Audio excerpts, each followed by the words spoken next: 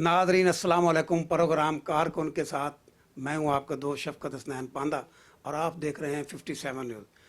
इस वक्त मैं मौजूद हूं जौहर टाउन सूबाई हल्का 167 के सदर भी हैं और टिकट होल्डर भी हैं मियां मोहम्मद सलीम साहब।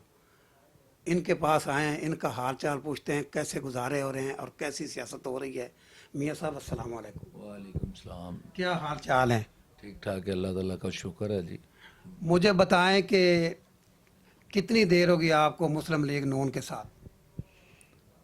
मेरा ख्याल है कि 30-35 साल हो गए मुस्लिम लीग के साथ।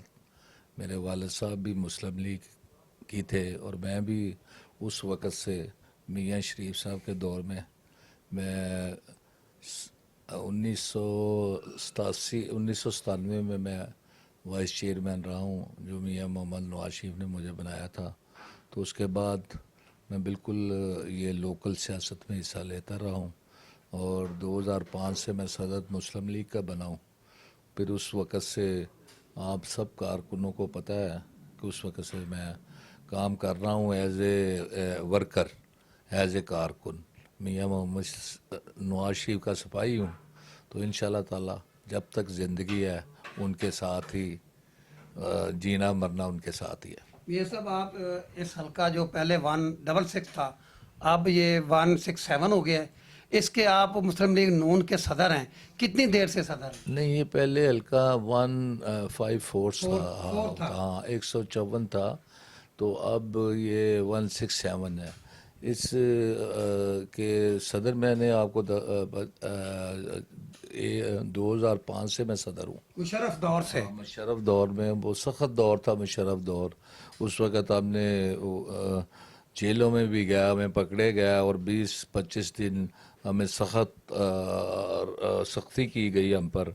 मुशर्रफ दौर में हमें पकड़ के जेल में बंद किया कर दिया गया। उसमें मियां मरगूब साहब थे सदर लाहौर, रमज़ान भट्टी था और हमारे कोई 21-22 कैदो बंद की सोबतें भी आपने मुशर्रफ दौर में बर्दाश्त की? बिल्कुल बिल्कुल, जितनी सख्ती हम मुशर्रफ दौर में है वो मुझे पता था कि हमारे ऑफिस थे तो वो बंद कर दिए जाते थे। हमारा शादी हाल था उसको लॉक कर दिया जाता था।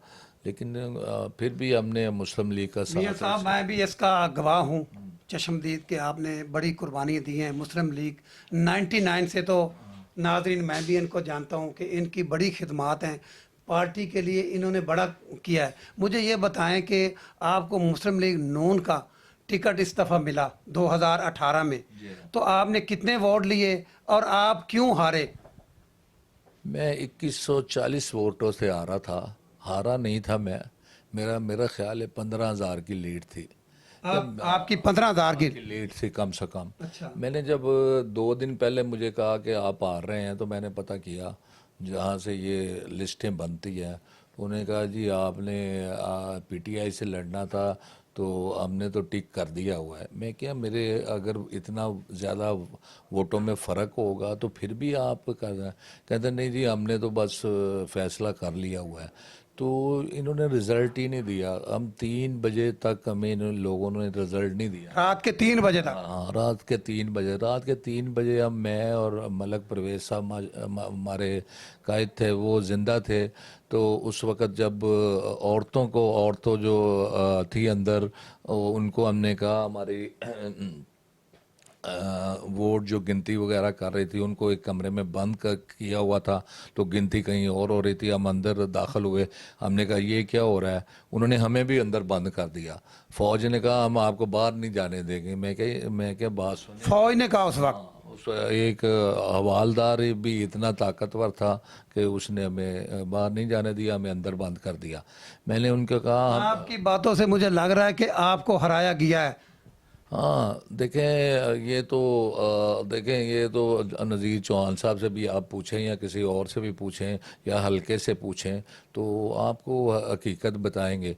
क्योंकि वो 3 बजे तक रिजल्ट ही नहीं दे रहे थे। आप जीते हुए थे? हमने उनको कहा हमारी जो औरतें हैं इनको तो बाहर निकालें, क्योंकि उनके माँ बाप कह रहे थे बच्चियाँ अंदर, बच्चियों का क्या काम है 3 बजे तक 1000 वोट गिनना है तो उसका कितना टाइम लगता है।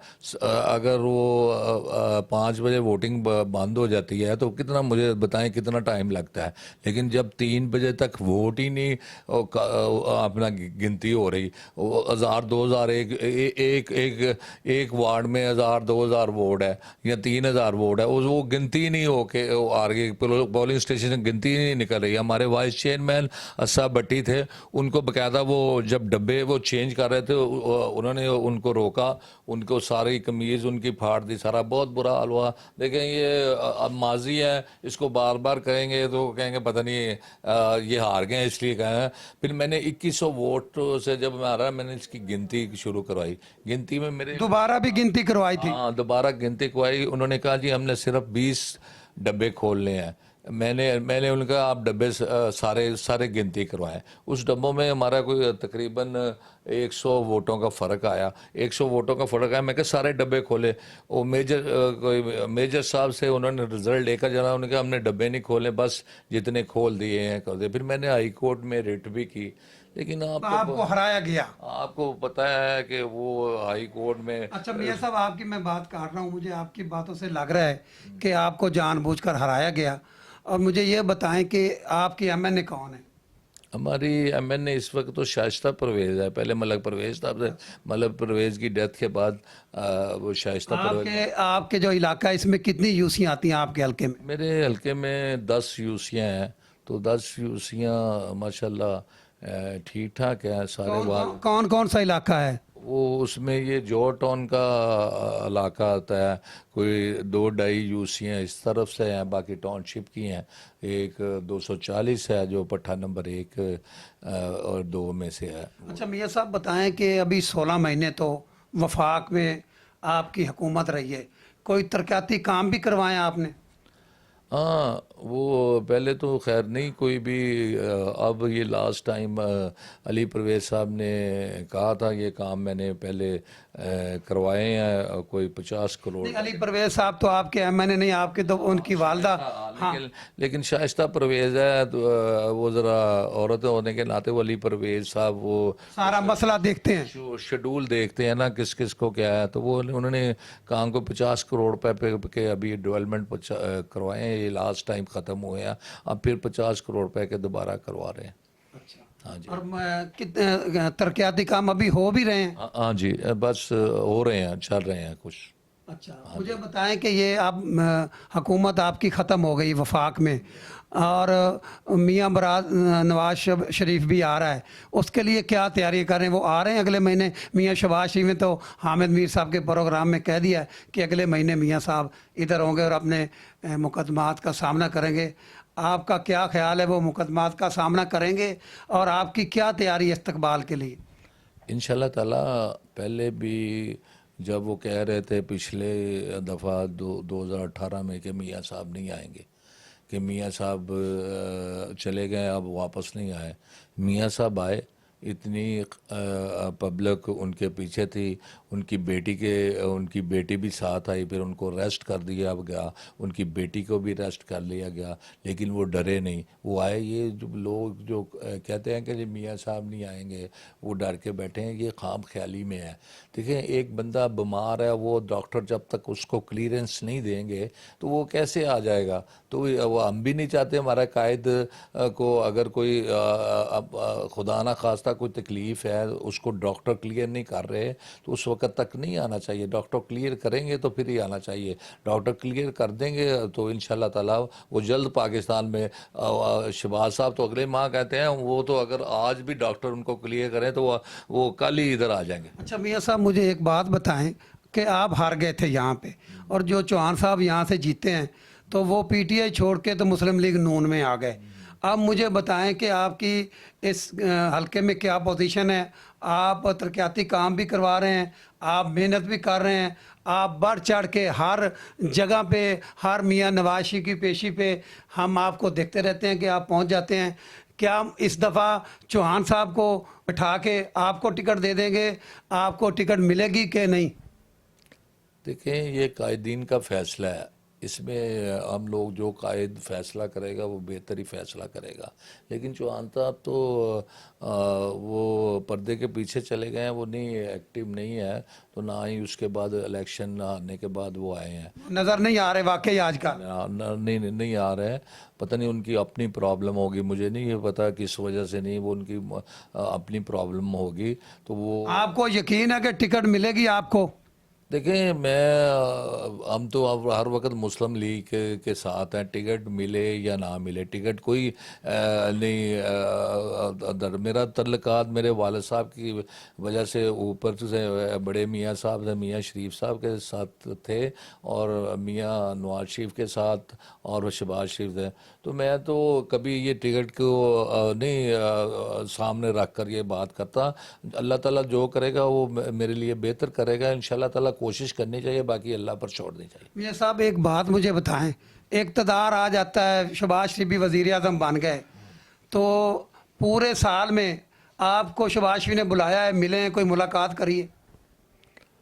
نہیں، میرا خیال ہے یہ دیکھیں نا آپ، یہ جو 15 ماہ گزرے ہیں اس میں شہباز شریف کو تو اپنی ہوش بیچارے کو نہیں رہی، ٹھیک ہے، جو ملکی حالات ہیں وہ، ہم تو ورکر ہیں، ہمیں تو پتہ ہے، ہمیں فیل خود ہی کرنا چاہیے، ہم نے مل کے وہ ملنے کو تو سب بندے ملتے ہیں، جاتے ہیں، مل بھی لیتے ہیں، لیکن وہ زیادہ اتنی مصروفیت میں رہے ہیں کہ ملک ڈیفالٹ ہو رہا تھا، اب کیا وہ کرتے؟ دیکھو جس حالت میں ملک ملتا ہے، اس کے پاس تو بیچارے کے پاس اپنا ٹائم نہیں مل رہا تھا، ورکوں کی جو گریونس ہیں کہ میاں شہباز شریف نہیں ملتے، وہ یہ اس وجہ سے کہ یار وہ بڑا اوپر لیول پہ، ملکی لیول پہ سوچ رہے ہیں، اور ملکی لیول پہ سوچ رہے ہیں، میاں صاحب قطع کلامی معاف، مجھے بتائیں کہ 16 ماہ آپ کی وفاق میں حکومت رہی ہے، اب الیکشن میں آپ جا رہے ہیں، تو الیکشن میں کیا منہ لے کے جا رہے ہیں؟ عوام کو آپ نے کیا ریلیف دیا ہے؟ عوام جو ہے وہ ان کو بڑا غصہ ہے کہ پٹرول سستا نہیں ہوا اور چیزیں سستی نہیں ہوئی، تو آپ کے پاس منشور کیا ہے؟ آپ عوام کے پاس کس منہ سے ووٹ مانگنے جائیں گے؟ یہ آپ کی بات بڑی اچھی ہے کہ ہم کس منہ سے ووٹ مانگیں گے، لیکن عوام اتنی بھی، آج کل میڈیا نے اتنا اویئرنیس دی ہوئی ہے کہ وہ ہم اتنی کوئی بیوقوف نہیں ہے، ان کو پتہ ہے کہ کس حالات میں گورنمنٹ لی اور کس حالات میں آگے پھر اس کو لے کر چلے، تو اگر نہ ہوتا آج ڈالر کہاں پہنچا ہوتا، اگر یہ ملک ڈیفالٹ ہو جاتا تو آپ کو تیل لائنوں میں، اگر پٹرول آپ لیتے تو لائنوں میں لگ کر لینا تھا، یہ ذرا سوچنے کی بات ہے، مجھے پتہ ہے یہ سخت دن ہے، اس میں جو ہے نا بجلی بھی مہنگی ہو گئی ہے، چیزیں بھی مہنگی ہو گئی ہے، پٹرول بھی مہنگا۔ آپ کو امید ہے کہ آپ کی نون لیگ ون کرے گی پنجاب میں یا پوری وفاق میں؟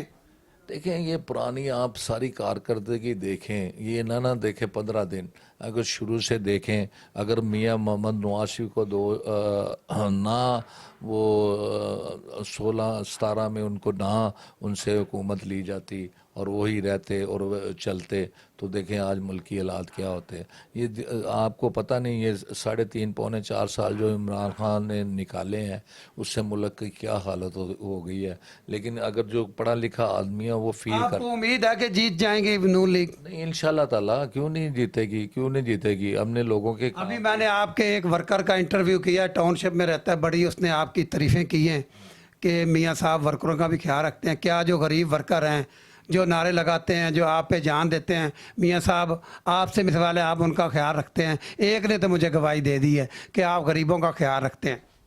انشاءاللہ تعالیٰ جی، ورکر ہمارا ساتھ ہے، ہم تو خود ورکر ہیں، وہ تو ہم تو جو ہمارا چھوٹا ورکر ہے ان کو بھی ہم اپنا لیڈر سمجھتے ہیں، ہم خود ورکر ہیں، ہم ورکر ہیں تو ورکوں کی نہیں عزت کرنی تو پھر کس کی کرنی ہے؟ ورکر ہم کسی کی عزت نہیں کریں گے، وہ ہماری کیسے عزت کرے گا؟ اس لیے ہر ورکر کی عزت ویسی ہے جیسے ایک بڑے لیڈر کی عزت ہے، کیونکہ ورکرز کی وجہ سے ہی پارٹی بنتی ہے اور ورکر کی وجہ سے ہی وزیر اعظم بنتا ہے، اگر چھوٹے ورکر کی عزت نہ کی جائے تو پھر وہ لازمی بات ہے کہ وزیر اعظم کی بھی عزت نہیں ہوگی، چھوٹے ورکر سے ہی وزیر اعظم بنتا ہے۔ شکریہ میاں صاحب، اللہ آپ کو سلامت رکھے۔ یہ تھے جی میاں محمد سلیم صاحب، صدر 167 اور ٹکٹ ہولڈر بھی 167 کے، اور ان سے بات ہوئی۔ اس کے ساتھ ہی کسی اور پروگرام میں ملیں گے، اپنے میزبان کو اجازت دیں۔ शुक्रिया, खुदा हाफिज। पाकिस्तान का सबसे मुनफरिद मीडिया प्लेटफॉर्म 57 न्यूज। हर वक्त हर खबर से बाखबर रहने के लिए 57 न्यूज वेबसाइट विजिट करें। घर, सफर, दफ्तर, स्कूल हो या कॉलेज, हर लम्हा बाखबर रहने के लिए हमारा फेसबुक पेज विजिट करें। हमारी वीडियोस को लाइक करें, शेयर करें। रिवायती खबरों से हटकर मुनफरिद और दिलचस्प वीडियोस के लिए हमारा यूट्यूब चैनल सब्सक्राइब करें और देखते रहें आप सबके दिलों की आवाज़ 57 न्यूज़।